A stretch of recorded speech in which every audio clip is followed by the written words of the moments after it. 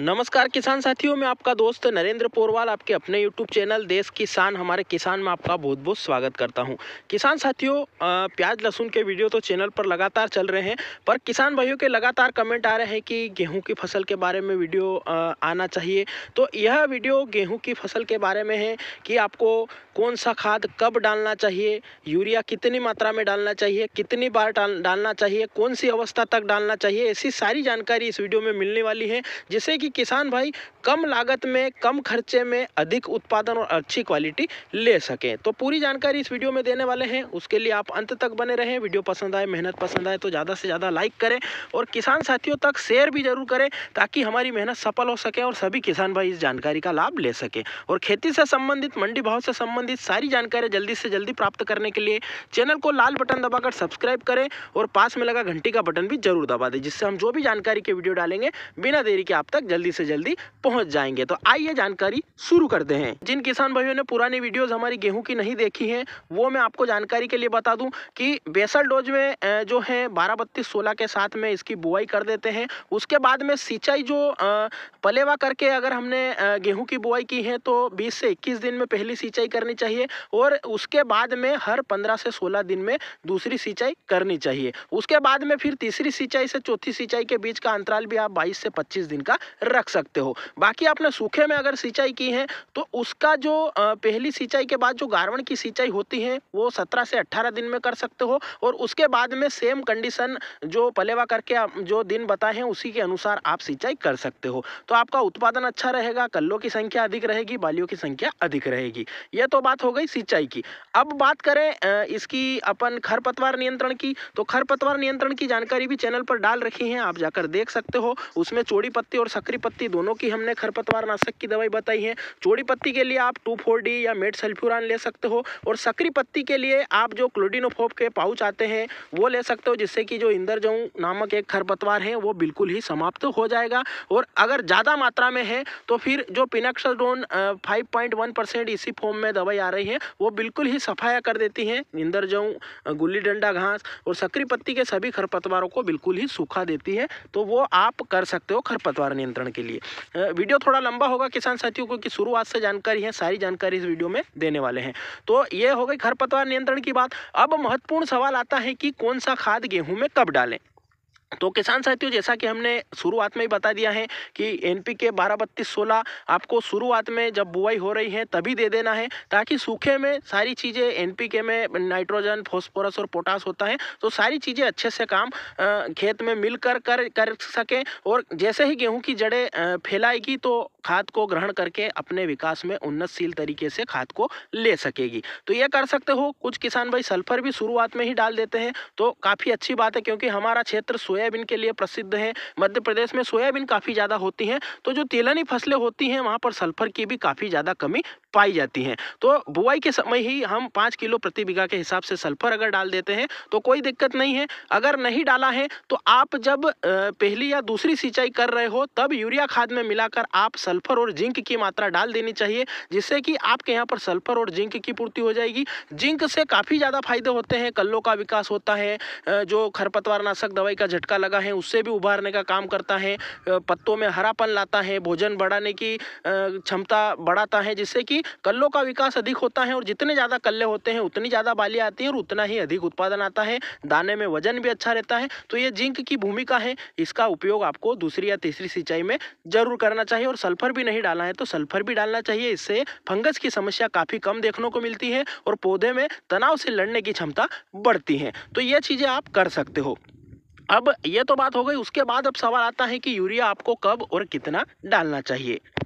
तो किसान साथियों, यूरिया की मात्रा गेहूं की फसल में हमें बिल्कुल लिमिटेड तरीके से उपयोग करनी चाहिए। कुछ किसान भाई गलती करते हैं, 1 बोरी बीघा की डाल देते हैं एक ही सिंचाई में, दूसरी सिंचाई में फिर डाल देते हैं। तो किसान भाइयों, वो तरीका गलत है। कोई भी फसल हो वो सिर्फ एक चीज़ से नहीं चलती है, मौसम भी अनुकूल होना चाहिए, टेम्परेचर भी सूट होना चाहिए, तब चलती है। और यूरिया की या नाइट्रोजन की हम बात करें तो पौधा अभी हमारा छोटा है, लगभग 1 महीने के आसपास का है, तो वो 1 बोरी बीघा की कहाँ से, जो 45 किलो की बोरी होती है वो कहाँ से सहन कर लेगा या खा लेगा। क्योंकि अगर छोटा बच्चा है उसे हम बड़े आदमी जितनी 8 से 9 रोटी रख देंगे तो वो कहाँ से खाएगा वो बिगाड़ेगा ही सही। तो किसान साथियों, अधिक खाद का उपयोग करने से हमारा जो धन है वो भी बर्बाद होता है, हमारी मिट्टी है उसकी जो क्षमता है, उर्वरा क्षमता है, वो भी खत्म होती है। क्योंकि कोई भी चीज़ अगर अत्यधिक रूप में डाली जाए तो वो खराब होती है। जैसे कि कोई भी चीज़ ले लीजिए, अगर ओवरडोज हम करते हैं तो वो नुकसान पहुंचाती है,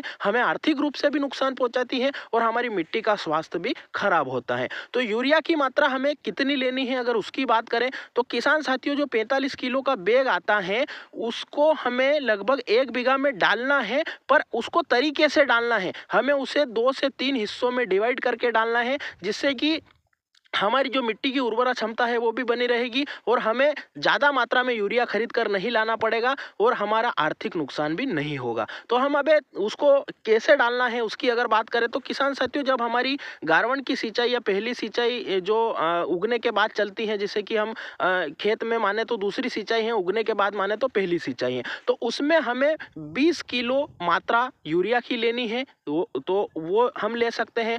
जब अगली सिंचाई कर रहे हैं तो फिर 15 किलो लेने हैं और तीसरी सिंचाई में फिर हमें 15 किलो लेनी है। तो 15 और 15 30 किलो और 20 किलो हमने शुरू में ले लिया है। तो इस प्रकार से 45 से 50 किलो खाद हमें गेहूं की फसल में देना है। तो 3 बार डिवाइड करके देना है, एक बार में नहीं देना है, क्योंकि एक बार में अगर हम देते हैं तो हमारी जो खाद है वो पौधा लेता है उतनी ले लेता है, बाकी वायुमंडल में वाष्प हो जाती है, क्योंकि यूरिया बोरी में भी नहीं टिकता है तो खेत में जाने के बाद कहाँ से टिकेगा। तो वो कुछ वायुमंडल में वाष्प हो जाता है, कुछ हमारी जमीन जो मिट्टी है उसकी गहराई में चला जाता है, जहाँ तक जड़ें कभी नहीं जाती हैं तो वहाँ तक चला जाता है और हमारे मिट्टी के स्वास्थ्य को भी खराब करता है। तो ये चीज़ें हमें करनी है, 3 हिस्सों में डिवाइड करना है। अब जो पैसा आपका यूरिया कम डालने की वजह से बच रहा है, उसकी जगह आप उसमें जो जिंक सल्फर है जो कि काफ़ी अच्छे से काम करता है वो दे सकते हो। माइको राजा जो फर्टिलाइज़र आता है 2 किलो प्रति बीघा डलता है। जिंक सल्फेट भी अपनी क्वालिटी अनुसार डलता है, कुछ कम मात्रा वाला होता है, 33 और 59% वाला होता है, वो 5 किलो प्रति बीघा डलता है। और जो हेवी जिंक सल्फेट होता है वो 2 से 3 किलो प्रति बीघा भी डलता है। तो आप उसका उपयोग अगर यूरिया खाद के साथ 2 बार करेंगे, एक बार माइको राजा डाल दीजिए, एक बार जिंक सल्फेट डाल दीजिए, तो उससे क्या होगा, आपकी मिट्टी का स्वास्थ्य भी सुधार होगा और पौधे को नई नई चीज़ें खाने को मिलेगी, जिससे कि वो अपना विकास अच्छे से कर पाएगा। अगर हम उदाहरण देकर समझे तो किसान साथियों, किसी आदमी को सिर्फ रोटी ही रोटी रख दी जाए, चाहे 8 रोटी रख दी जाए, तो वो रोटी सिर्फ नहीं खा सकेगा। उसके साथ में अगर हम उसे चटनी दे दें, अचार दे दें, सब्जी दे दें, तो वो अच्छे से खा लेगा, उसकी भूख जितनी होगी पर्याप्त मात्रा में खा लेगा। तो वही सिद्धांत यहाँ पर भी गेहूं की फसल या किसी भी फसल पर लागू होता है। हम इसे सिर्फ यूरिया न देकर, यूरिया की जो बचत हो रही है वो पैसा वापिस से इसके साथ में हम जो जिंक सल्फर है या माइको राजा है या जो भी ऑर्गेनिक खाद है उसका साथ में उपयोग करके अगर हम देते हैं तो काफ़ी अच्छा और शानदार रिजल्ट मिलेगा। हमारी मिट्टी के स्वास्थ्य भी खराब नहीं होगा, उर्वरा क्षमता भी बनी रहेगी और पौधे की जो क्वालिटी होगी वो अच्छी रहेगी, कल्लों का विकास अच्छा होगा, जिससे कि हमारा उत्पादन और क्वालिटी बेहतर बनेगी और हमें अच्छा मूल्य मिलेगा और हम खेती को लाभ का धंधा बना सकते हैं। तो ये गलतियां हमें खाद देते टाइम नहीं करनी है। अब किसान भाई पूछते हैं कि क्या हम डीएपी बाद में भी दे सकते हैं? तो जी हाँ किसान साथियों, अगर आपने बेसल डोज में नहीं दिया है तो आप दूसरी या तीसरी सिंचाई में दे सकते हैं। अगर आपने कम मात्रा में दिया है तो भी आप दूसरी या तीसरी सिंचाई में फिर से 12-32-16 एनपीके या डीएपी दे सकते हैं। अब किसान भाई पूछते हैं कि हमने डीएपी दे दिया था, 12-32 नहीं दिया था, उसमें पोटास की मात्रा नहीं थी डीएपी में, तो हम बाद में दे सकते हैं? तो पोटास बाद में भी दे सकते हैं, पर गेहूँ ज़्यादा बड़ा होने के बाद अगर देते हैं तो पत्तों पर चिपकता है, फिर पत्तों में हमें पीलापन और जलने की समस्या देखने को मिलती है। तो आप कोशिश करें कि शुरुआत में ही डाल दें, पर अगर लेट हो जाते हैं तो ऐसे समय पे डालें जिस समय पत्तों पे ओस नहीं हो और पत्तों पे जो है हमारा पाउडर वाला जो म्यूरेट ऑफ पोटाश है वो चिपकना नहीं चाहिए। ऐसी कंडीशन में आपको देना चाहिए, जिससे कि आपको पत्तों पर लगने के कारण नुकसान नहीं होगा। और जब फसल हमारी छोटी हो उसी समय दे देना चाहिए, जिससे कि बाद में पत्तों में जलन होकर नुकसान होने की समस्या नहीं आएगी। तो ये चीज़ें आप कर सकते हो। हमने बेसल डोज और बाद में यूरिया कितना डालना है, कौन सा डालना है। अब सवाल आता है कि यूरिया कब तक डाल सकते हैं? तो यूरिया किसान साथियों गेहूं की फसल में 50 दिन के पहले पहले काम करता है, उसके बाद में यूरिया नीचे से देने का कोई मतलब नहीं है। फिर वो फसल को लंबा करके नीचे गिराने का ही काम करता है। उसके कारण गेहूं में हरापन ज़्यादा होने के कारण इल्लियाँ भी ज़्यादा लगती हैं, कीटों और फंगस का प्रकोप भी ज़्यादा रहता है। तो कोशिश करें कि नीचे से यूरिया आप 50 दिन के पहले दे दें। 50 दिन से लेके 60 से 65 दिन पर आप स्प्रे कर सकते हो। अगर आपको यूरिया की कमी लग रही है, नाइट्रोजन की कमी लग रही है, तो 50 दिन से 65 दिन पर आपको नाइट्रोजन का स्प्रे कर सकते हो। उसके बाद में आपको नाइट्रोजन का स्प्रे नहीं करना है। उसके बाद नाइट्रोजन का रोल समाप्त हो जाता है, काफ़ी कम मात्रा में आवश्यकता लगती है। तो इस प्रकार से आप शेड्यूल बनाएं। ये सारी चीज़ें हमने आपको बता दी हैं। उसके अलावा कोई आपके सवाल छूट गए हों या कोई परेशानी हो गेहूं की फसल के बारे में या अन्य किसी फसल के बारे में, तो आप वो भी कमेंट करें। जानकारी कैसी लगी वो भी कमेंट करें। और इसके अलावा कोई सवाल या सुझाव या आप किस तरीके से शेड्यूल बनाते हो, सारी चीज़ें आप कमेंट में बता सकते हो, जिससे कि आपका अनुभव भी किसान भाइयों को मिल सके और किसान उन्नति की ओर बढ़ सकें। तो कमेंट जरूर करें। वीडियो को पूरा देखा है तो जय हिंद कमेंट जरूर करें। कौन कौन सी वेराइटी आपने लगाई है वो भी कमेंट जरूर करें। और इसी तरह की जानकारियों के लिए चैनल को सब्सक्राइब करें। वीडियो को पूरा देखने के लिए धन्यवाद। जय हिंद, जय भारत, वंदे मातरम।